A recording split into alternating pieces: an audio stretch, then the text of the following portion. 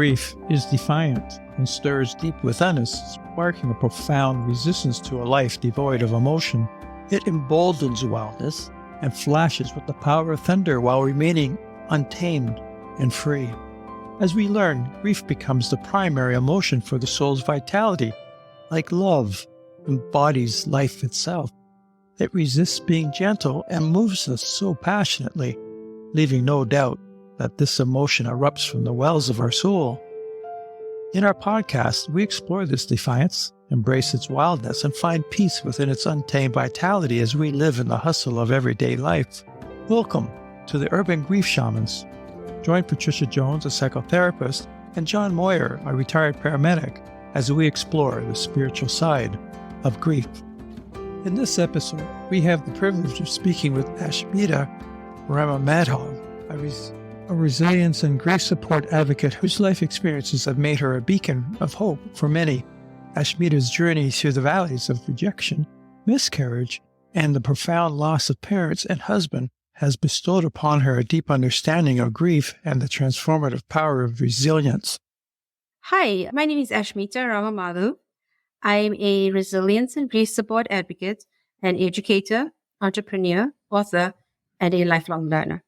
And the reason I call myself a lifelong learner is because of the many life-changing experiences from my early 20s, things like rejection, miscarriages, the death of both my parents and my husband have exposed me to emotions of intense grief. And I felt stuck and lost. And I had no way to do anything but venture out onto the path of self-discovery. And I've come to appreciate the importance of personal growth and understand the impact my thoughts have on shaping my reality. Thank you. Ashmeeta, I know from doing a bit of research on your story prior to speaking this evening, I know that there's been big losses that you've had throughout your lifetime, and that your story is deeply moving. What I want to do is just touch on your background and your personal journey. So can you share how these experiences have shaped your approach helping others to navigate their grief? So my experience with grief as I said earlier, in various different forms, started way back when I was in my 20s. And at that point in my life, it came more as a shock to me because you're young, you have all these expectations and you have these plans and you expect things to go a certain way. And then I find myself being rejected.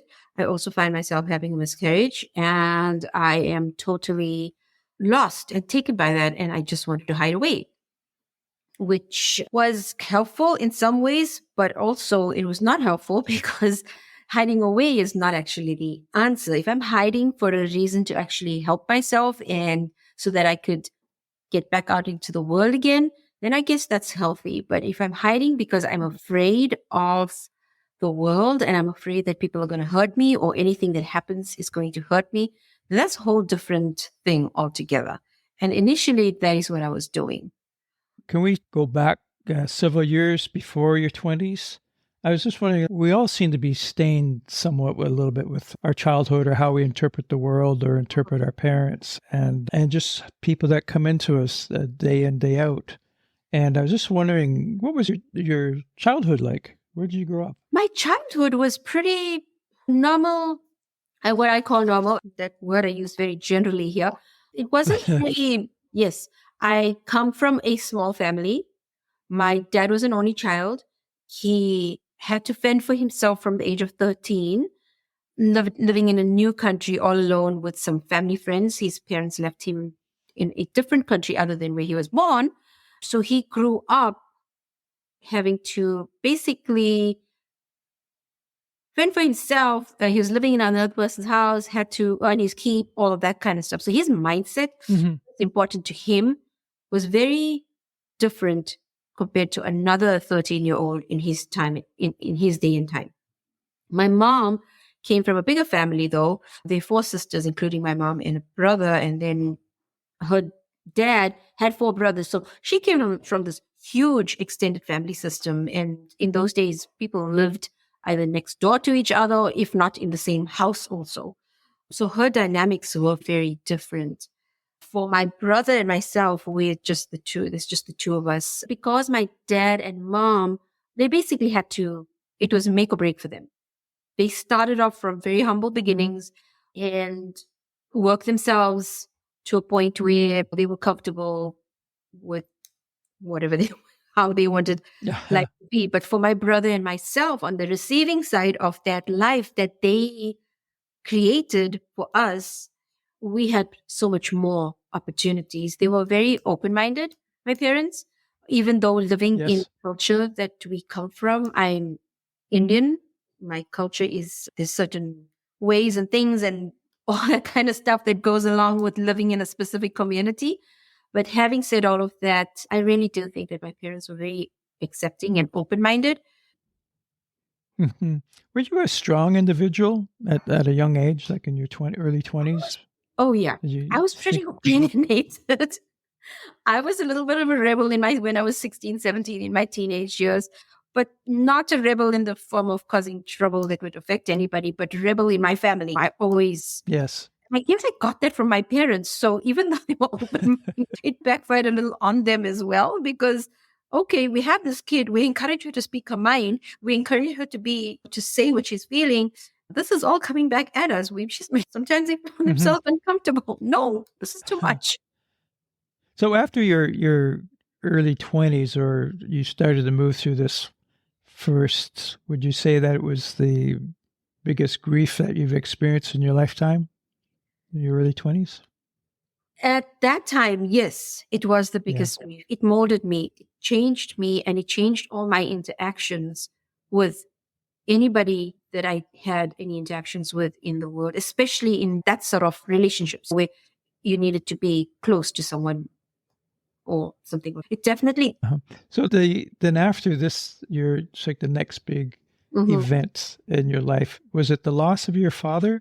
No, the next loss was in 2008, the loss of my mom.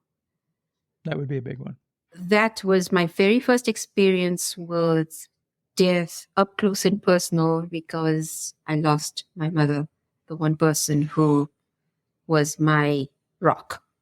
So that pushed me into a whole different space. I was married by then, had 2 kids, 2 young kids, 2 boys. And we had just moved to the US and with my husband's job. And a year later, this all happened. So being in a new country, still trying to understand the dynamics of just everything that comes along with moving to a new place. That's reality. And then to the added stuff of having to deal with the grief and the disillusionment, not just walking around with this weird thought in my head all the time. What's the point of this? I'm going to die anyway. I remember thinking that for the longest time. I'm going to die anyway. What's the point of this? Why do I need to do this? My late husband had brought that to my attention a few times. I noticed you don't seem to have that enthusiasm in you anymore the way you used to. And I'm not sure what's going on with you, but I just want to bring to your attention that I'm noticing this about you. Yeah, and that's all part of grieving, isn't it? It's absolutely part of grieving. Yes. That just makes us, I always say grief makes us small while it's doing its job. And was it your mother's passing? Was it a long process for you and your family, or was it somewhat sudden? It was sudden. It happened within a week. Oh my! So it happened too quick. By the time I got there, she was already in that unconscious state in hospital and all of those machines and things like that. And I had got there with this big expectation, unrealistic expectation, but at the time I didn't think it was, that I was going to get there and my mom was going to hear my voice and she was going to be so excited to see me and everything was going to be fine. But I learned quickly that was not going to be the case. Were you able to have any, conversations with her before this had taken place? No. Before I left to go to South Africa, yes, I did. In Sweden, South Africa, I did have a conversation with her. And the strangest thing, I had spoken to her and said to her that, Mom, I don't want anything to happen to you. I hope you get better soon and all that kind of stuff. And she said something to me. She said, life and death, it's something that's going to happen. but I need you to remember one thing. You have kids and you need to take care of them. That is what my mom said to me. And I'm like, yes, I Sounds know like a that, mother. Mom. I'm not interested in that. I don't want anything to happen to you. But that's all she said to me. And when I got there, there was no chance to have any conversation because she was already unconscious, in an unconscious state by that time. Yeah. Oh, sorry to hear that part.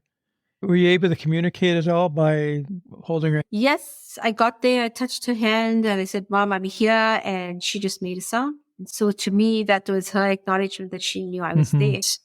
A few hours later, she was gone. So yeah, I didn't. And at that point in my life, I did not even know much about death. I didn't know anything about how the body prepares for death, the kind of signs and things that happen as your body is slowly declining. The system starts shutting down, and the whole thing about the breathing, how it becomes shallower, how consciousness is slowly lost, and all that kind of stuff. I only learned that later on when my husband was in hospice. But at the time when my mom was dying, I knew nothing of the sort. And I guess it was all about me when I think about it now. It was all about me. I lost my mom. I don't have that person anymore who was my rock. So it's not about her. It's about me. So after your mom, you were then left with the grief of your past that was now building on the loss of your mother. How long did this go before your next stage? It was at least about, my husband passed away, my late husband, 4 years ago. So in 2008 to 2019 I would say those were my years with my late husband. And we were basically just living life. And on the grief side, I was just dealing with things on my own because I had learned really soon from my husband that my late husband had one day said to me, I know you're hurting. I'm really supportive and I'm here to help you in any way that I can, but I'm feeling stuck and lost and I don't know how to help you more. He could help me to the best of his ability and the tools that he had. And he had a few communication. We kept communication channels open. So we would always talk about things. But he made a very interesting statement to me one day. And he said, I have never lost a parent. I don't know what it feels like to lose a parent. So I can't even relate to anything that you're feeling. I can see you're sad, but I can't relate to anything that you're feeling. I can try to. So that I had a choice at that moment. And I don't even understand how I did this and why I looked at it in this specific way. But at that moment, I decided that he was being honest with me about where he stood and where he is in this situation. I had a choice to either get upset with him because I'm feeling that he's not supporting me, or I have a choice, or I can choose to appreciate and be grateful for his authenticity and realize that he is not going to be able to help me. I need to find other avenues or other people that are more qualified to help me. So it had nothing to do with him not caring or anything of that sort. It was just and I still wonder sometimes, why did I even think of it that way? I honestly still don't know why, but that was a turning point for me. So then I realized, okay, I'm living a double life here. Gonna take care of my family, but I'm going to deal with this grief silently on my own terms. Did you share your grief with others at that time? There were very few people that I could share my grief with. The grief that I experienced when I lost my mom, my brother, his wife. I could not even share it with my dad because my dad was not that emotional. He was not the type of person who was so would have speak his emotions. Yes. But my brother and his wife, those were the two people that I could openly talk to about my mom and what any thoughts as they came up, when they came up, as many times as I needed to. It also brought us closer together. as a family. So I always think of my sister-in-law more as a sister than an in-law. Was she an effective advocate for you? She was her demeanor, just her personality is such that she's just a really kind-hearted person. So it was easy to talk to her, and she never really judged or gave her opinion about like anything in that way. So I found her to be, it was very helpful. And she was just newly married as well. My brother-in-law were just married for like only 2-3 years before, or maybe 4 years before my mom passed away. So we were also still getting to know each other and things like that. So it just worked. Mm-hmm. Relationships are like that. So it depends on the investment and how much you put in and how motivated you are to want to make that relationship work. So I guess maybe both of us played a part and we made it work. Now, are you referring to your sister-in-law or your husband? My sister-in-law, my brother's wife, yes. So at this point in your life that you've had this double whammy of profound loss, how did you find the strength to turn the page, so to speak? Do you have advice around this that you could give to others struggling in the same way? How would you convey that experience into aid for others? I would say my journey has taken me to various different places. One is spiritual scriptures, and I've done a lot of reading and trying to understand various different scriptures, and especially related to death and life and that kind of stuff. Just trying so that I could make sense of it in my mind and it doesn't control me. But also other things like meditation, breath work, understanding my thoughts. Where do they come from? How do they control me? Do they have control over me? That kind of stuff. How do I react in different situations? So as I experimented with these things over time, and I've been doing this since my mom passed away. Yes. So a lot of these techniques were things that I was doing way back from 2008 when my mom died. And over time, I noticed that my mind, I started seeing things very differently when it came to my thoughts. So thoughts would come into my mind and I would feel they would be very limiting thoughts. They'd be the kind of thoughts that make me feel like I'm a victim or I deserve what happened to me or all of those kind of things. And just dissecting that thought and trying to find that hope or the positivity in that thought was work that I had to do for myself. Nobody could do that for me. So as I kept doing that, I realized that there was one simple thing that I needed to do for myself. Every time I found myself in a situation where I was feeling stressed or the environment was making me feel anxious or stressed, is I would always ask myself this question. So what story are you going to make out of what's going on right now? How are you going to allow this to affect you? How are you going to allow this to change who you are? And also, how are you going to react to this? And that's where the choices came in. And my thoughts, I just started working with those thoughts and talking more to myself. A lot of self-talking. Oh my God. It seems like I've been my own parent at some point. Well, but again, going back into this moment as you have your sister-in-law for support, your husband is doing the best that he can.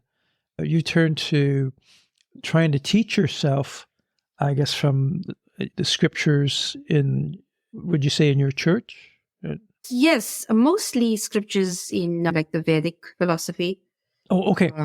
Yes, yeah. I wasn't sure how you're using that word, but you turn to a higher source for inspiration.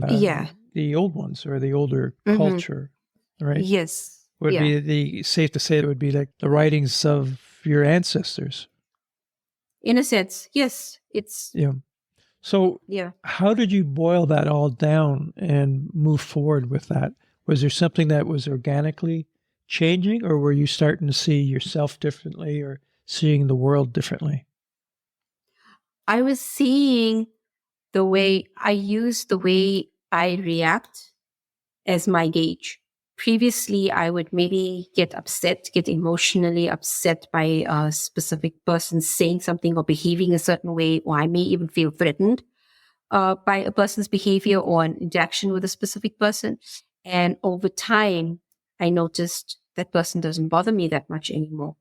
No matter what they do, I'm not feeling threatened anymore. I am not reacting. I'm not the button, Uh-huh. they can't push my buttons that easily.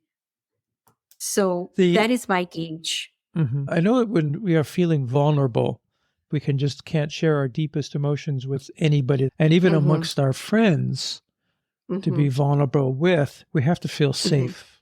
And we have to feel that no matter how we express our grief, how we react physically or emotionally, that we're not going to be judged.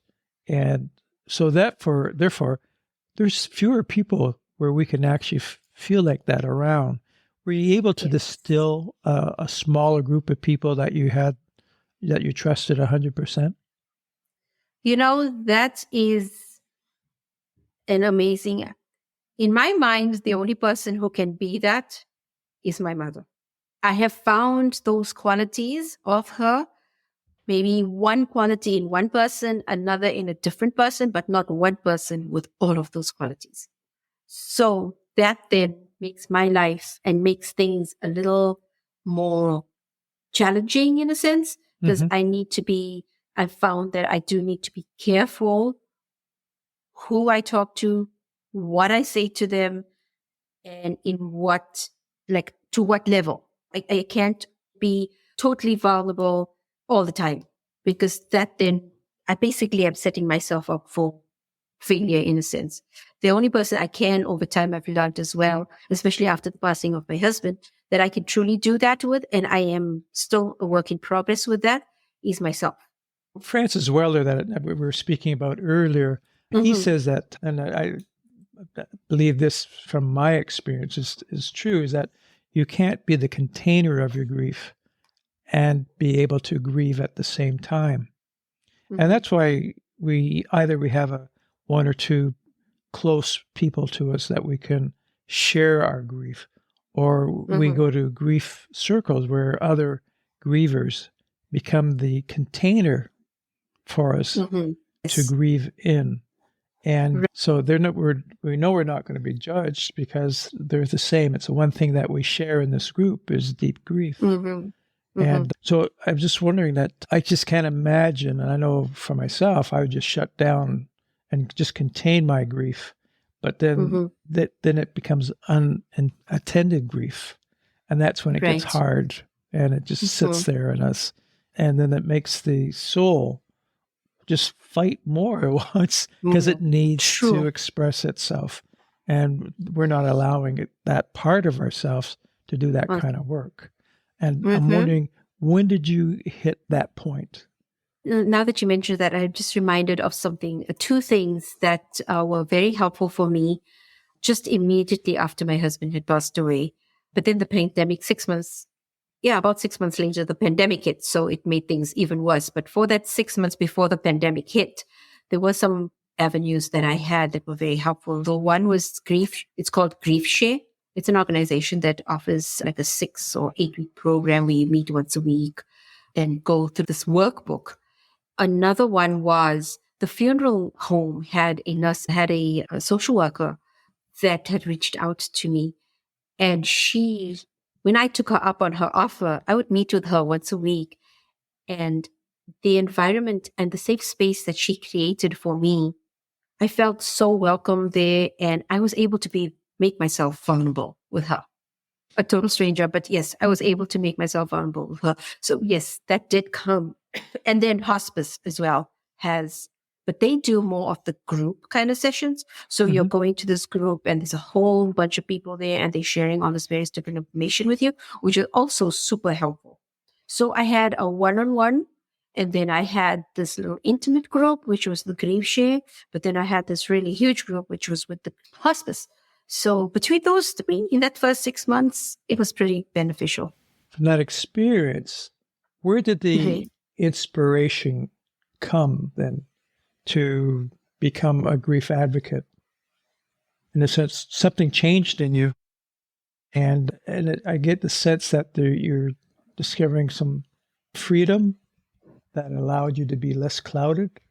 That Sure. something was changing, something was metamorphing. It was Yes. morphing, because you start developing what become what's your story. Yes, I would say it would be the one day as the pain that's associated with grief is so intense and made me feel so stuck and so helpless and so vulnerable. And a lot of sometimes these things, when I have a really good meditation session, sometimes it actually came to me one day when I was meditating. If you are feeling this intense pain, this is what this experience is doing to you. Imagine what it's doing to other people. How could you help others with what you're doing? And from that, the book evolved, and my website and the group and everything. It started there. I got this experience. I learned something from it. I'm evolving through it. I'm not going to take it with me when I die. I want to leave it behind so it can help whoever it helps. And that's how, that was the beginning of how this whole thing started. So did it start after your husband's passing? Yes. Yes. And he was a big supporter. He tried to be there for you. That experience, Ashmeeta, working with your husband, working with you when his time came, were you able to support him on his preparation to pass? My goodness, that was one interesting, crazy roller coaster ride. Pancreatic cancer is my very first experience having to be the caregiver of someone who has cancer. It played a number on my husband. It played a number on me and our family. It was, as much as we tried to support and be there for each other, the family that we created, it lasted as long as it could. Once the cancer took over and basically dissolved him, took his muscles, he was bedridden. He was home for a long enough time where I was his caregiver. But once he got into hospice, then things changed. And he was not ready to give up. Even in that state, he was not ready to give up. But it changed everything. Cancer is just such a crazy... I don't think we could have ever been prepared, even if we had a game plan ahead of time. Would it be too bold to ask you what you mean by it changed everything? It changed the quality of our relationships. It changed, it stole the hard work that we put into building our relationship and our family relationship with our kids. As we all know, relationships work two ways, right? And because he wouldn't just give up easily. He would try every avenue and anything. He was not going to give up. But it came to that disease just, okay, guys, I'm going to show you what I'm made of here. You don't know what I can do. And it took control. It didn't matter. Everything was just slowly slipping away. And it became so intense because the drugs that they had him on as well were really strong painkillers. So he was just not the same person anymore. And I think he was really bitter because the way things were going, and he wasn't ready to go. He wasn't ready to leave. So I, as his caregiver, and they say this is common, as the caregiver, it all fell on me. So he would really, in his strange, weird ways, take it out on me, either give me the silent treatment or complain about something I did, or something that I didn't do. But I'm grateful for the social worker that was involved in his care, who continually kept me focused on what needs to happen, like right now, and also on his mindset. And she would continually remind me, remember, he's saying these mean things, but don't take it personally. This is not him. This is the disease speaking. I know it's hard. So she was like that coach on the side, reminding me Oh, but it was really hard. Imagine being told that you're such a pathetic human being, that you're not doing anything to help someone. And you know in your heart that you're doing everything that you can. Yes, I do. And you still need to love that person. Not need to, you still love that person. Nobody's telling me to love him. But Mm-hmm. that's just the nature and the beast of what it's like to take care of a person who has a terminal illness. I know it's a tremendous period of grieving, even for your husband, the loss Mm-hmm. of everything Yes. that he knew. And it's just such a hard time for a couple. But you got through that, and did it take you before you felt settled? It's going on 4 years and still have my moments. So I'm still walking this path. I feel like some days are really good. I have it all together. I'm doing what I need to do. Living in the moment helps. Reminding myself that what do I need to do right now? What are the most important things that I need to do right now? Helps me to stay focused. But our minds are like that. They'll either take us to the past or they'll take us to the future. And then we start making stories in our heads about all of these things. And sometimes a lot of these things are not even the truth. It's just our imagination that's gone crazy. And then I start believing it. I found with my grief that it's still, I always say, you never know when it comes up to bite you.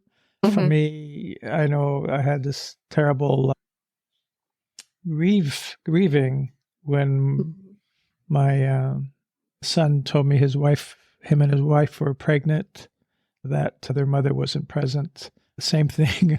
About a week later, my daughter told me that her and her husband are pregnant.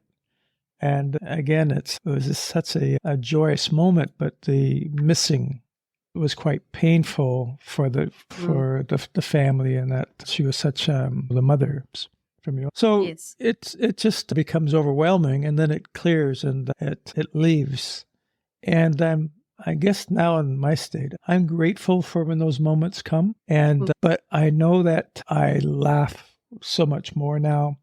I absolutely enjoy everything. Every day is a beautiful day. I don't care if it's raining or foggy, snowing, or hot, cold. It's just, I see everything completely different from this grief. And I'm not sure if I read somewhere or it just came to me that for me, for the passing of my parents, the passing of my former partner, grief is sort of the last gift that they can give us. And for me, it's that journey through grief that, although very painful, is that transformative energy that makes us bigger, where it gives us a greater capacity to love, a greater capacity to feel joy, compassion. And Weller, he says it can't have love without grief. Grief doesn't exist without love. And but knowing that everything that we love, we will lose. Now, what came first? Was it your book, your operation that you got going? Between writing your book, you have the Growth Story Hub, you have this website. It's quite, you really blossomed in using the grief. And I was speaking with a good friend of mine. She was my guest on my very first podcast, Kathy Gleason, who's the host on As I Live and Grieve. And it was all about how we use our grief. For me, I have grief tending workshops that I put on with my partner, grief circles, and I started this podcast. And it's all from this drive and my experience with grief. And I see you similar to Kathy and me. We're the three amigos now, trying to use our grief to expand grief literacy and to help others. Yes. So can you give us a bit of an idea of where this operation of yours came from? Yes, and how it started. So the book came first, and with the book came the website. About a few months after the book came out, I thought of the group, and it was actually around the time of the anniversary of my husband's death. So I thought it'd be a nice way to honor him as well, to have a group where I could put out different things about loss and death, this topic that not many people want to talk about, people shy away from. And I don't have a problem talking about it because it's just information. I really want to just make it more comfortable for people. So if I find any information or anything out there that would trigger somebody to see things in a different way, writing my book was, in a way, almost therapeutic. It was in the middle of the pandemic, so we had not much we could do or go, not many places we could go. So I did have a bit more time on my hands. And even though with kids and all that kind of stuff, but because everything was from home, so it was very therapeutic. I had to make myself a little vulnerable to understand certain things so that I should put some information out there about my journey. So I think on a whole, I'm glad I did it. I do still second guess myself, and I hope that I still feel like, oh, maybe I shouldn't have said that. Maybe I shouldn't have said this. But I think in the bigger scheme of things, the book is not really about me. It is about what I have drawn from the experiences that I've had and how that can help others. It's not my story. It's not like a story in that sense. It's not entertainment. More like a workbook, I don't know. would you say? Yeah. Is it like a workbook? Almost, because at the end of every chapter, I do have some questions that I've added as well. As a person reads the chapter and maybe things come up for them, there is space at the end of every chapter to maybe write down some notes and things like that. So, yeah. This would be a good place to end our story for now, Ashmeeta. Okay, And sure. I just wanted to thank you so much for sharing your journey and the gifts that you created to pass on with your book and your words, and becoming an advocate for building grief literacy in the greater population. And we certainly wish you well. Thank you, John. It's been a pleasure talking to you today. I really have enjoyed this. And last words, yes, we just need to take that one little step, one at a time. All right. Thank you. Thank you for joining us on this profoundly moving journey with Ashmeeta. Through her resilience, Ashmeeta has transformed her experience of profound loss into a source of strength not only for herself, but for all of us. Her story is a powerful testament to the human spirit's ability to overcome and find meaning in the face of grief. Thank you for listening. Until next time, take care of yourselves and each other.